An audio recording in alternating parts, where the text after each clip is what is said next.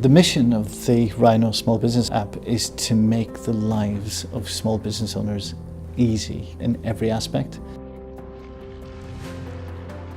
Having built a lot of big enterprise applications for large companies, I decided to take all of the big enterprise applications and take the 10% of those applications that people actually use and make them available in a single app that's on your phone and is with you wherever you're doing business.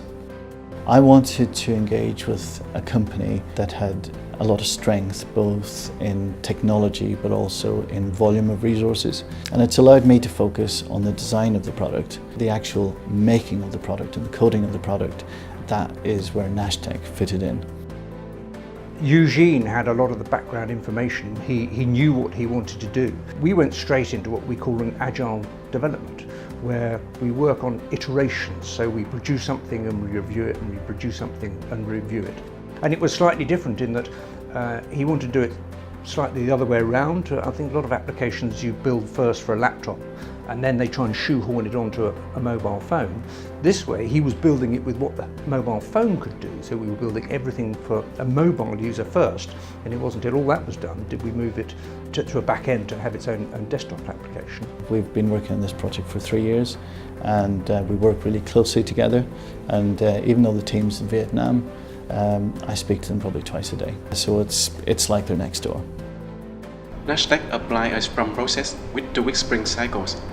User stories were created by Thursday before the next sprint cycle. We also did a demo and held reflective session every Friday. We use Jira to log the changes and to measure the velocity of the team in each sprint.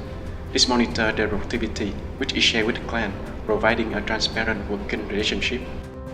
The first app that's been licensed by HMRC for doing digital tax. And I think thanks to Eugene, we've learned an awful lot as well about how we develop applications, and that will change how we do some of ours for other clients, I think. Sometimes I would have 80% of the idea and I would miss some of the detail, and that missing 20% can be very expensive if it's not specified properly. So one of the things I really like about the team is that they are very keen to understand everything properly, and that really pays dividends in terms of productivity.